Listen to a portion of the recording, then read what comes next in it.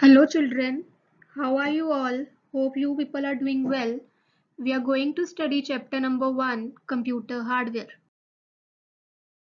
So before going into the detail of the chapter, let's discuss the general term, that is, what is a computer?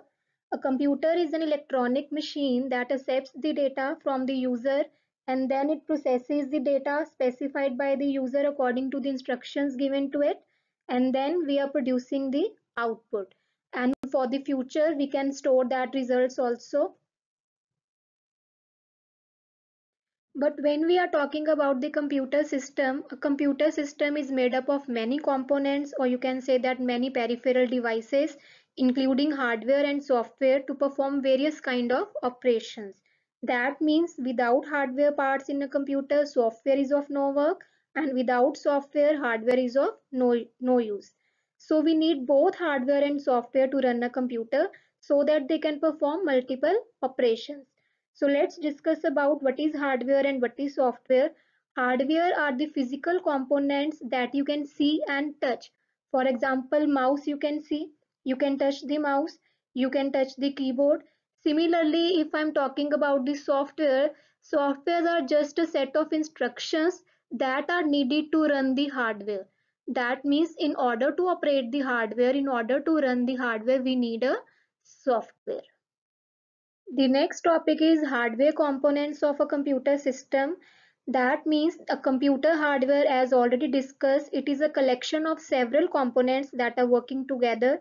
It is made up of CPU and other peripherals, as you can see in the image below there. So there are some components that are present outside the computer system and some components that are present inside the computer that you cannot see, and other components you can see partially from the outside also. The hardware components in the computer system can be broadly categorized into three different categories, that is input devices, output devices, and the components inside the CPU box. So let us discuss now these hardware components in detail, starting from the input devices. So input devices are the devices which accepts the data from the user and send it to the CPU. Data presented on an input device has to be in the right form for the device so that the computer can understand. So the first, there are various input devices available. As you can see in the picture, keyboard is there, pointing device like mouse is there, touch screen, joystick, scanner, etc. The first input device that I'm going to discuss here is keyboard. It is a text-based input device that allows the user to input the alphabets, numbers, and other characters. It is just a set of keys that are present on a board. Keyboards may come in variety of sizes. The normal keyboard comes with 108 keys. The standard keyboard is called a QWERTY keyboard. So there are several keys on the keyboard. As you can see in the picture, function keys are there, alphanumeric keys are there, cursor movement control keys are there, numeric keypad is there. The second input device is mouse. Mouse is generally, we call it as a pointing device. Generally, mouse has two buttons, left button and the right button, and the wheel between the buttons. A mouse can be used to control the cursor on a screen, but it cannot be used to enter the text into a computer. So various operations can be performed using the mouse. The actions that we can perform using mouse are left click, double click, right click, drag and drop. It is just used to select an item, or you can say it is used to display a set of commands. It helps you to start some program or opening of any file. The third input device is scanner. It is a device which works more like a photocopy machine.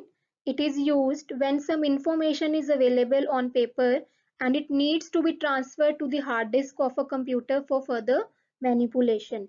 So basically it is used for creating a digital copy of the printed image. So various types of scanners are available in a market.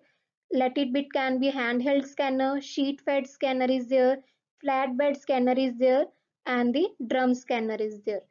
The next one is the barcode reader. Barcode reader is a device used for reading the barcoded data in the form of light and dark lines that is present behind the product.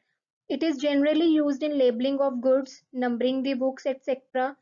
It may be a handheld scanner too. It can be a stationary scanner too. So barcode generally reads the barcode information present on the products. You can generally see these in the malls and supermarkets. Rest of the input devices will be covered in next tutorial. So I hope you have understood these four input devices. Thank you so much.